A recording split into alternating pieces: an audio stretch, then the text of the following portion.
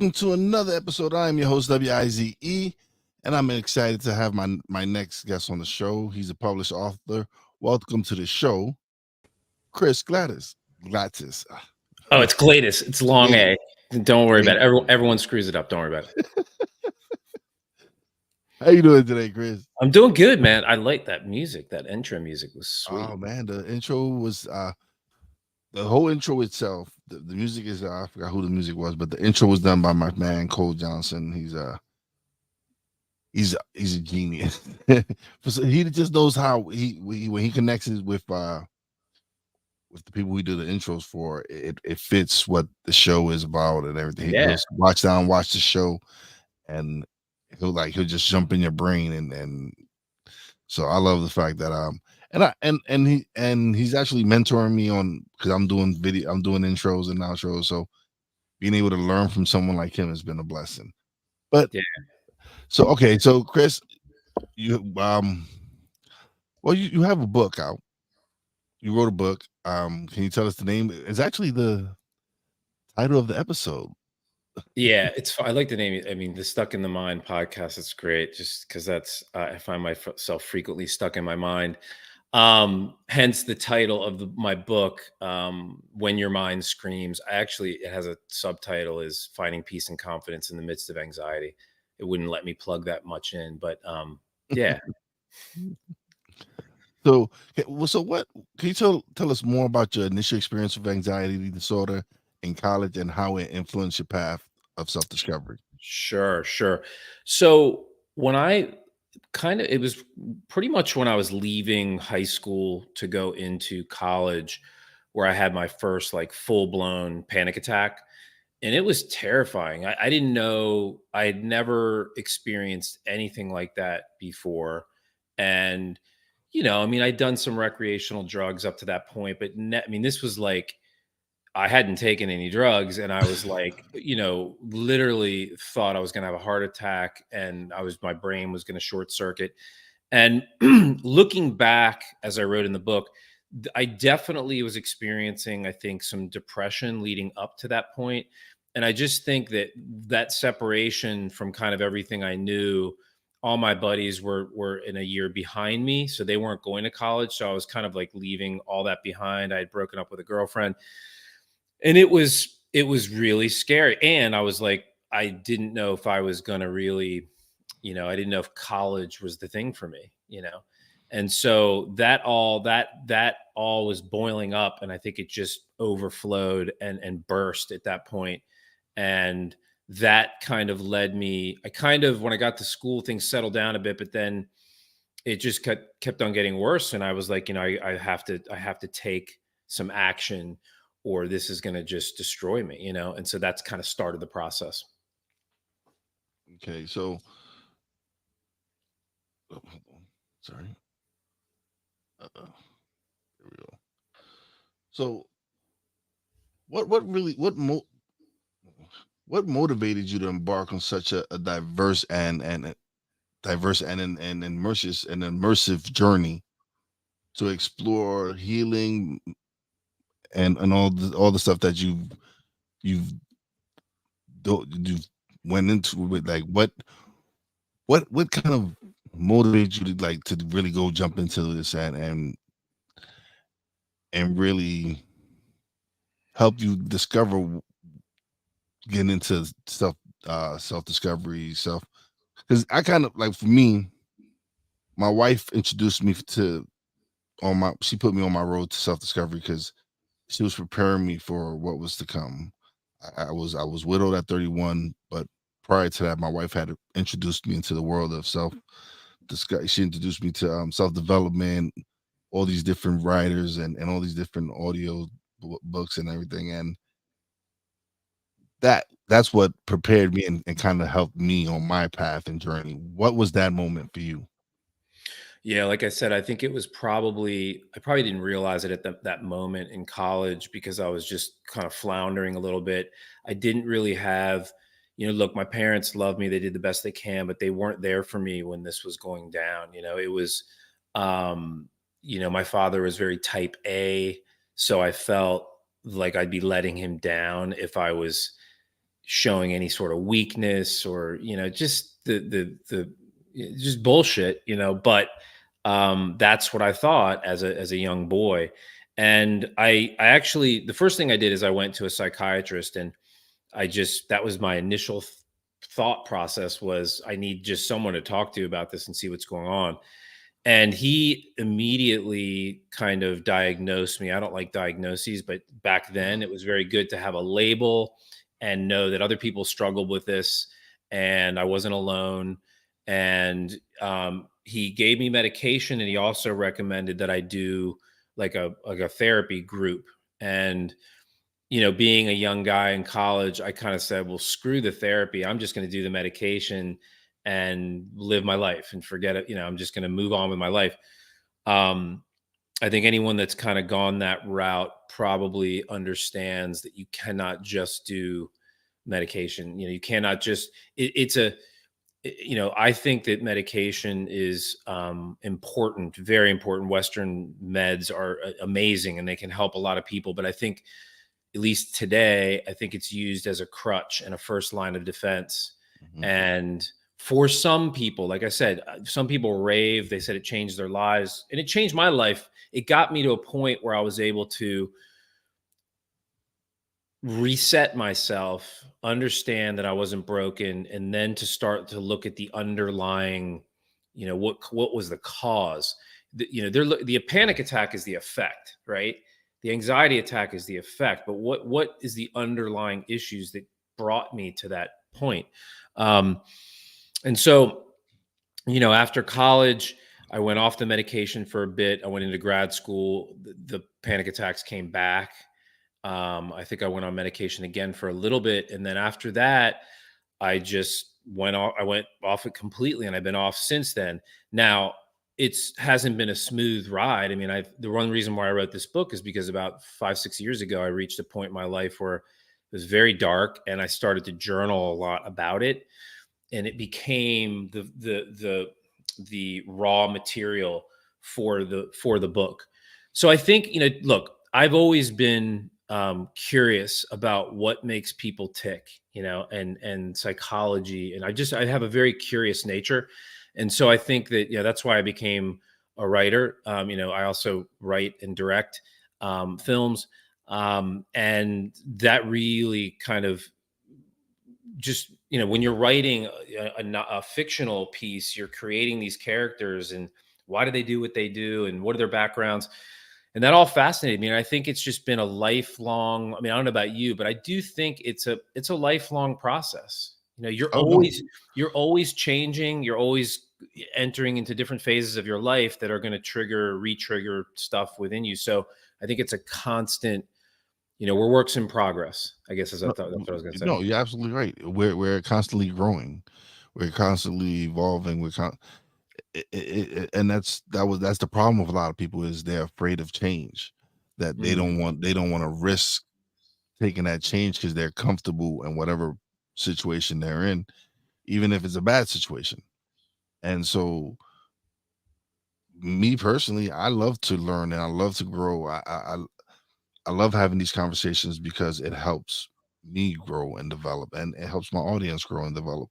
So, being able to have these conversations and talk to people like yourself and see what you've experienced, and how did you battle what you battled, and hopefully someone could listen to the story, and if they might be going through something similar, they can see how you came out on the other side. Yeah. So once realized that this is what I wanted to do, I just really invested in myself. I invested in quality equipment. I invested in quality cameras, and using technology like StreamYard. I started researching everything because I just wanted to create the best product I could create, the best videos. I just and so it was just me growing. And Hmm. so when you mention that, it is important for us to change, because if we stay the same, we're stagnant. We don't grow. We don't evolve. And I agree with you. It's very important for us to accept changes and adapt. Yeah, and change. Look, change is really hard for anxiety sufferers. And Hmm. because I know I've, you know, I've always thought that, I've got control. And as long as I have control, I can control this, control that. We really don't have control over anything. I mean, we think we do, right? We have a clock, we have a schedule, but that's all just to make this whole world makes sense to us, Yeah. you know? We do control how we respond to things, we control ourself.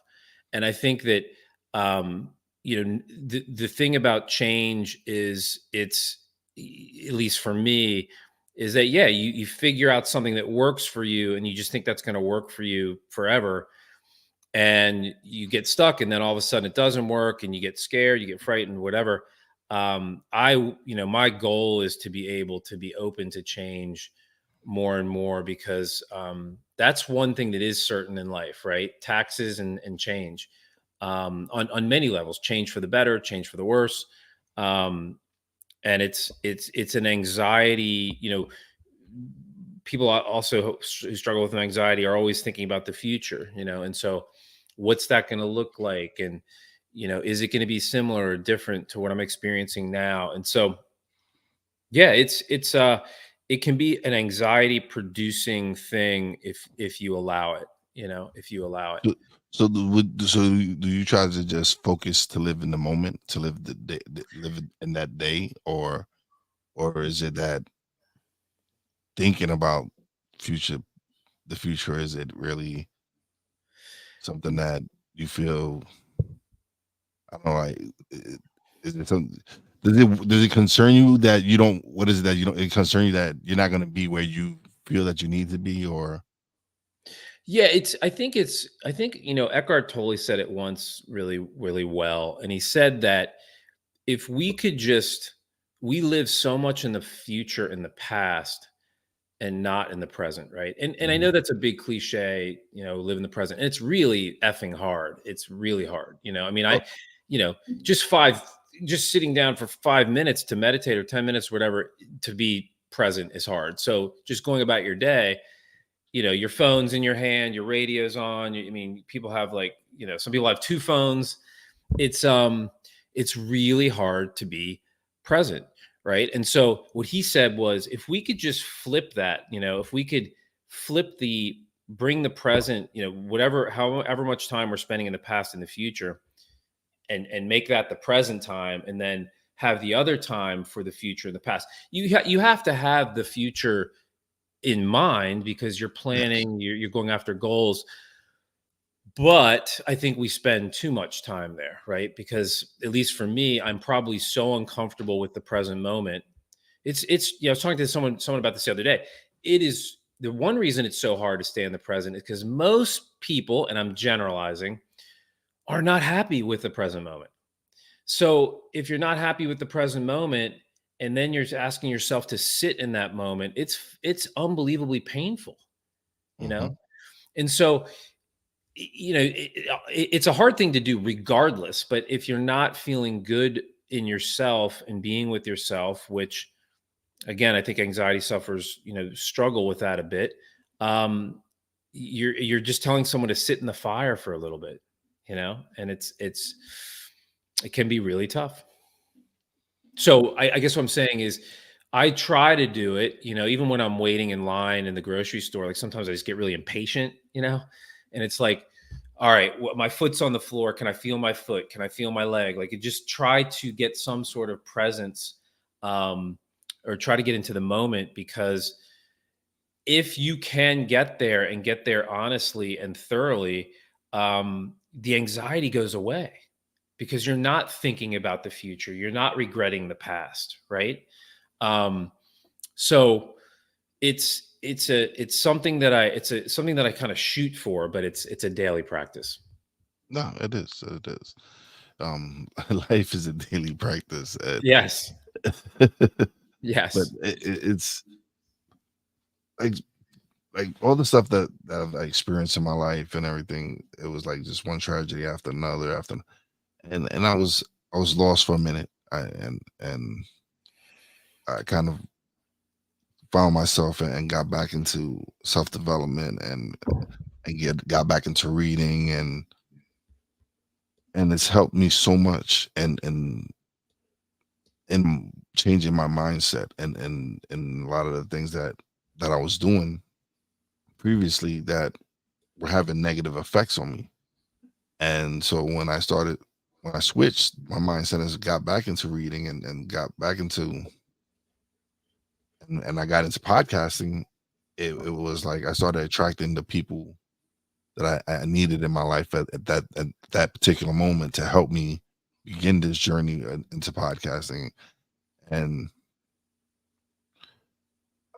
like when I like, to me, it's like being able to do my, like, I'm 47 years old. I started my podcast when I was 44, and prior to that, I didn't know what I was going to do. I have a good paying job. I just didn't know what I was going to do with my life. I didn't know what was my purpose, or what intentions were my intentions. And being able to do my podcast and express myself and have these conversations and learn and grow, and some of the response that I've gotten from people and the impact that I've had on the episodes have had on people, it's made me realize this is where I'm supposed to be at this moment. This is the space that I'm supposed to be in, helping to provide these messages and these stories, and giving it a platform. And and for me, it's like whenever I receive those messages, it just reaffirms what I'm doing. Mm-hmm. Hmm. Yeah. Yeah. Well, good for you. I mean, you're definitely providing an amazing service to people. Because I think that the mental health world and the discussions about mental health are more needed now than ever. Mhm. I think we're, I think on some level, coming out of COVID, there's a lot of people probably dealing with some PTSD that they don't even realize, because Yeah. that was a traumatic experience, for a lot of people. There's a lot of fear, a lot of uncertainty, illness, all kinds of stuff. Because I went through it. I mean, I had done enough work up until that point to kind of settle myself down. But man, that was like, I didn't want to get COVID. I was scared, Um, so I think that, and suicide is up. Um, the numbers on Yeah. suicide, the numbers of anxiety are through the roof, and a lot of it is with kids who are very young, you know, preteen, and you could chalk that up to a lot of different things. I mean, I think social media has a is a tool. It's a good tool and it works, but it's dangerous, No, it is. I believe me. It's to me. It's like I said. I'm 47 years old, and I'm from a different time. Like we I kind of preceded technology. I experienced, like, when I growing up, we actually played outside and hung out and everything. And so I see the effects that social media has on these kids nowadays. And you're right. Like, suicide rate is through the roof. I, I've had friends experience where their child has committed suicide, and it's horrible. It's crazy. And it's the pandemic, COVID, is gonna affect these kids for many years. And I'm all for therapy. That's something that I when I was going through what I had to do, I went and sought the help that I needed. And it was, because again, it was, I come from a time where it wasn't something we did. We didn't express our feelings. It wasn't something that we just toughed it out. hmm We didn't go to therapy. So now, being able to truly be myself, and show the vulnerability, and being able to talk and express myself, it's like opened up so much now. Like, it's really helped me embrace who I'm becoming, because now I don't have to hold all this inside of me. I'm able to talk to people. I'm able to allow myself to show people that, hey, I'm human like you. I'm normal like you. We just have our moments. We just go through our struggles, and now being able to really let that out, it's really helped me in so many different ways. Yeah, yeah, and you made a good point. Like I'm from a similar time, era as you, and I think that I grew up on the East Coast too. So I live in the West Coast now, but East Coast, I felt when I got to the West Coast, it was very much more acceptable to go to therapy or whatever modality. East Coast was way more buttoned up, and it's changed now, but it felt unsafe, to be. Well, it felt unsafe for me just to begin with because that's the way I grew up, feeling unsafe, sharing my feelings. I also think it's important, make a point. I want to make a point about men in general. I mean, I know that when I was going through this, man, I felt so much shame. I was like, I felt broken. I felt like, um, because back then, I think it was, they said that women were more susceptible to this than men. And so it was kind of an ego hit. And, and I didn't want to share. I didn't even share it. It's funny because a couple of my college roommates, read the book and they were like, we had no idea. We had no idea what you were going through. And I even kept it from them. Um, I don't think I really, really opened up about it until when I finally got out to the West Coast and started to see a therapist and really get more open about it. But I think men in general, things are changing, which is good. But it's, I've got to be this, I can't show emotion, can't cry.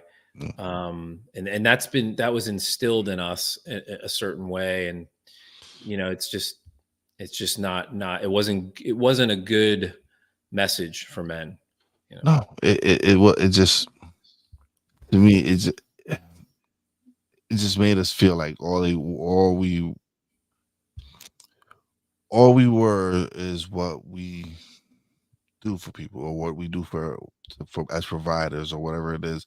It's like we're not. We just got to work, provide for our family, and that's it. We're not able to express what we're going through, whatever struggles we're going through at work, whatever struggles we got in the marriage or relationships or whatever. And I'm glad that now, like you said, it's shifted to the point where it's okay to sit down with your friend and let them know how you're feeling, and you don't feel judged. You don't feel like saying like, "Oh man, you big sissy, you're a guy. How you gonna come and cry?" And it's a different time now. It's a different time, and to be able to have that now, where it was like, "Oh, you're not a tough guy. You're not a real man if you cry, or you're not a real man if you Yeah, share yeah. your feelings." And I'm like, that doesn't make sense, man, because I have all these emotions going on in me. So I know other guys got to have all these emotions. It's like, how does that make sense? Like, Yeah. no, It's funny. I didn't mean to cut you off, but no. so Brene Brown, she did all of her work is on vulnerability, and at least most of her stuff is. And she said something that I totally related to. And she said that when we see vulnerability in others, we're like, oh my God, that's amazing. Mhm. But for us to be vulnerable ourselves, it's like, oh no, that's shameful. It's terrifying. Right. Yeah. And, I'm a big sports fan. How many times have you seen a coach or a player just bawl, from losing or winning, and it's the most beautiful thing to see. And so I think the irony behind it is if we were able to show those emotions and feelings, we really would move people, and we really become more connected to people through that, because we all feel that on some level. And look, even in my marriage, I mean, I think that that's one thing my wife would like more of is vulnerability. And and weirdly enough, sometimes I'm like, I can't show that because she's going to think I'm weak, and if she thinks I'm weak, then who's steering the ship, and all this stuff that goes through your head. And it creates anxiety, creates a Yeah. lot of anxiety. No, it's true, and it's a place where now it's like I said, now I've connected with people that I'm able to, whenever I have those issues, that I'm able to sit down and really sit down and talk and tell them what's going on if I'm really struggling with something. Or and I'm not saying that I didn't have friends prior that that would do such things, but it was looked differently. It wasn't looked like you said it now. Again, people are more accepting of it. People are more now they're able to come out and really come out and express themselves, and it's I wish I had been able to do it when I was younger, but it it is what it is. I'm who I am now, and I'm able to really embrace that part of it, and really let people see that we all struggle with something, and we all need that moment to really be able to let it out, regardless of if it's a laugh, it's a cry, whatever it is. Yeah. Yeah. And that's, the other thing is, I think I might have wrote about this in the book, is that when you bottle up emotions, um, that creates anxiety. So I know that when I'm feeling really full, or my chest is feeling tight, or I'm like feeling that's just stuff coming up that I tend to want to do this, and push it down. And it just festers and creates more anxiety. It's, you feel it. The body really does keep the score, as the famous book says. Um, I ventured into more esoteric therapies as I got older, and now in the process of doing trauma therapy, which is all. It feels very experimental. It's really more of, what am I feeling in my body, and then kind of asking questions and just seeing what my body responds with, which was really hard for me to do at first, because I want to get in a room and talk to someone, and someone goes, just do this, 1, 2, 3, and you'll be good. Um, and this is more confronting, because you have to sit with these feelings, and the idea is to allow these feelings to bubble up, and really experience them, because they're probably things you didn't experience when you were younger. So you push them down. Now, as an adult, those things aren't going to kill you. So you experience it, let it flow through your body, and heal yourself that way. So it's kind of like you have one foot in your adult, one foot in your child, and you're kind of feeling all this stuff. And it's, it's a little bit of a mind trip, and very, very powerful. And I think talk therapy is good. I wrote that about that in the book as well, is that I think that, like medicine, I mean, at some point you should either maybe move on to a different therapist, um or even at some point stop and just see how you benefited from it, because some people do can use it as a crutch, where they just want to go and repeat the same thing and rehash the same things over and over. um it was a life changer for me, because that got me into a lot of this stuff. But I think, just like personal trainers, I think good therapists lose clients because they do a good job. I mean, if you're doing a good job as a therapist or a personal trainer, you're going to continue to lose clients, right? So, But um, I would look at it. I would look at that as something that's inspiring. I would look at it as something that, if especially if I'm able to help them, and they're like, okay, I feel like I'm ready for the next step, and there's nothing against me or whatever. It's just no, you got to move on. So, like, it's with anything. There's things that I know I have to move on from, and it's change. It's that everywhere. It goes back to change and willing to accept it and move on. yeah, and it's not. I want to be very clear again with medicine and therapy. I mean, I'm not poo pooing it. They're two things that really saved me on some level, and I think that, um, No. What I did do with medicine is like, I'm going to come off of this and see if I can deal with this on my own with the skills that I've learned. Right. And it's the same with therapy. It's like, if I keep going to therapy, then I might not ever know what it's going to be like not to have that person Yeah. be out there. And I'm like, oh, wow, I'm stronger than I thought I was, you know? Mhm. Um, so yeah, and also I think therapy now is way more available than it was ever. And it's probably more affordable now than it ever was. I mean, you have a lot of these online telehealth, BetterHelp, that I think are more affordable. And I think, there's also places where you can find free support, you know. Um, I think it's doing better. I'm out in California. The mental health system out here is pretty wacky, but it's I guess they're doing their best. Hopefully we can more people can. I think there's a better system that's available, but I don't know what it is. So you mentioned that you were a filmmaker and everything. Hmm. Um, with everything that's going on now with the strike and everything, Oh yeah.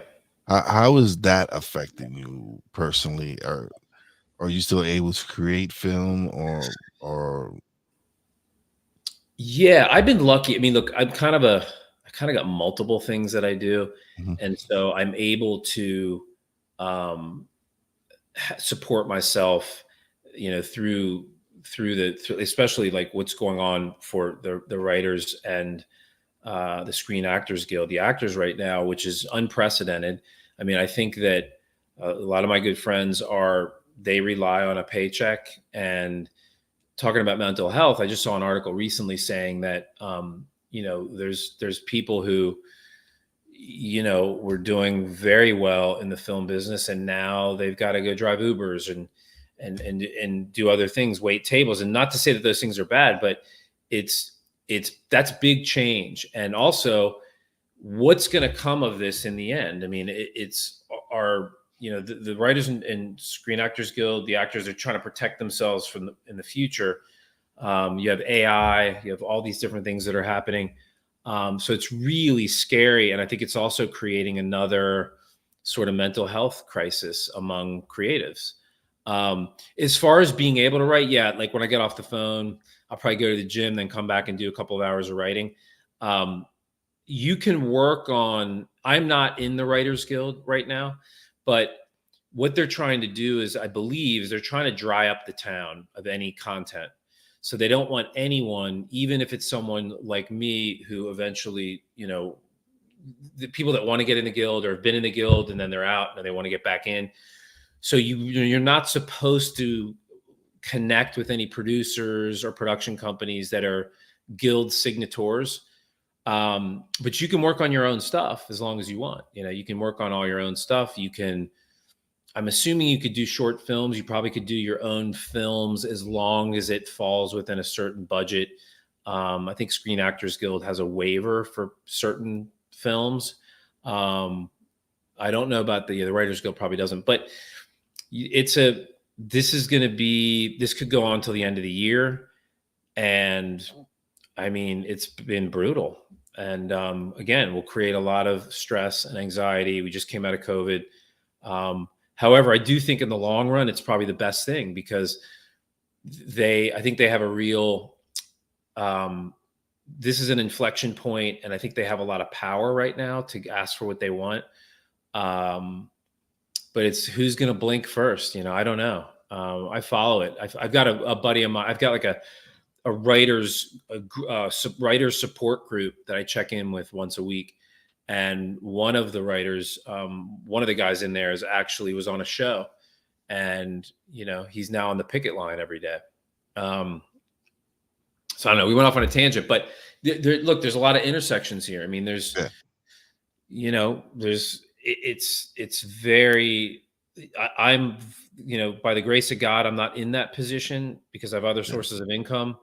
But I can't imagine being in that situation. No, and it all goes together because I'm sure, like you said, some of those actors, some of the writers and actors aren't making any money and they are struggling, they are going through the situation. So it just goes to show you how life is. And I streaming services, listen, these streaming services are making a lot of money, and actors and writers deserve their their portion of it. It's only right. Absolutely. Absolutely. That's the whole, I think that's, it's funny. They said that, that Warner Brothers, I came out and said that they think they're going to lose like $500 million from the strike. And the WGA ran the math and just said, what it's going to cost them to resolve this is going to be a much smaller figure.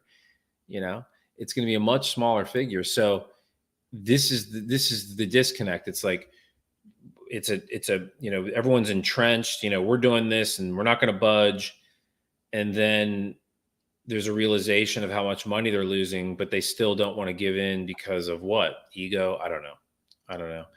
Yeah. It'd be interesting to be a fly on the wall inside of that, The inside of little that whole. meetings, yeah. But getting back to the point, being a creative, I think that some of the book really, I think the book can help anyone, even people without anxiety struggles. I mean, or consider like people who have a disorder. I think people struggle with anxiety on many different levels, right? Hmm. And creatives, I believe, have their own flavor of anxiety, right? Um, there's a, there's when you're in a regular business, you're making whatever, some sort of widget. You make it, you know how much it costs, you sell it for a profit, you have a bottom line, you have a spreadsheet. It's very clear, right? When you have a screenplay, you could give it to 10 people and you could get 10 different reactions. You could get, you know, people bring baggage to the story. If there's a character that they might relate to and they were, in their life, it might throw them off. So there's so many, it's such an uncertain business and such like you feel like you're on unsteady ground. Not to mention, and again, I'm making a generalization, I do believe that creatives are very sensitive people. They're sensitive to the fluctuations of life more than your average person. That's why they can create amazing art, right? Because they're plugged into this thing called life and they can feel it more intensely. And I think that creates, anxiety, other mental illnesses. And so I tried to gear this a little bit towards creatives as well, because I think that at least, I think that there's a, and some of them are fine. Some of them don't deal with anything, but Yeah. I do think that there's a extra sensitivity with artists that can create instability in the mind. Yeah. Yeah. Oh man, Chris has been great, man. It's been my pleasure having you on the show. Now you get the solo screen, man. You get to plug away. You let everybody know where they can find you, everything. So Yeah, yeah, man. we can. Yeah. Thank you.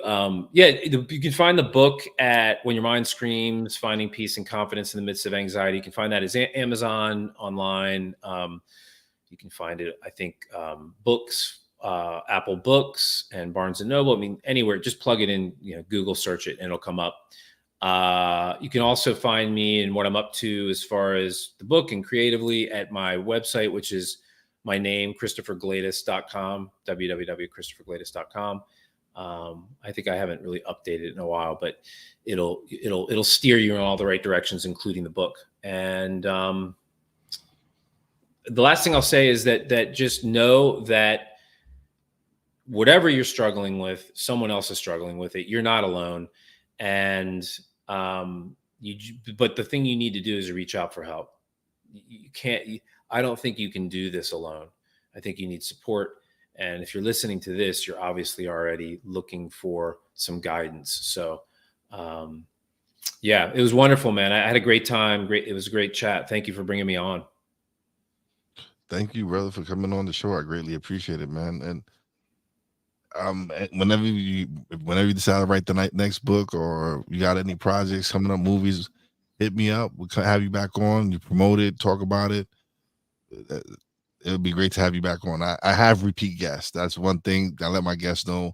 They're always welcome back for a repeat appearance, especially if they got a project coming up and they want to come out and promote it. I love that. I love to help support fellow creators and stuff. So Perfect. Perfect. Thank you for the invite. I appreciate it. no, thank you, man. I greatly appreciate it. But don't leave just yet. Let me close out the show and me and you chat a little bit off the air. All right, everybody. Thanks to everybody who stopped by. David 3000, thank you for coming by. Hey, Tony, what's going on? Facebook user, I don't know who it is, but thank you for stopping by. Greatly appreciate it. It's always a pleasure having people stop by and leave comments. And again, I greatly appreciate it. Thank you very much. Actually, thank y'all for making me top 5% globally in podcasting, man. I appreciate everybody out there listening to our audio podcast. It's been a wonderful ride.